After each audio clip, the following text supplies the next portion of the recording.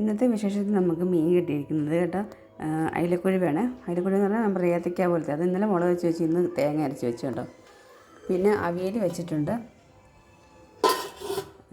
അത്രയും കറിയൊന്നും വെച്ചിട്ടുണ്ട്. പിന്നെ ഇന്നലത്തെ മീൻ കറിയാണ് ഇപ്പോഴും ഇരിക്കുന്നു കുറച്ച്. രാവിലെ പെറോട്ടയായിരുന്നു. ഇന്നലെ വൈകിട്ട് വാങ്ങിച്ചുകൊണ്ട് വന്ന പെറോട്ടയും അൽഫാമും ആയിരുന്നു. അതായിരുന്നു രാവിലെ. അത് കുറച്ച് ഇരിപ്പുണ്ട്.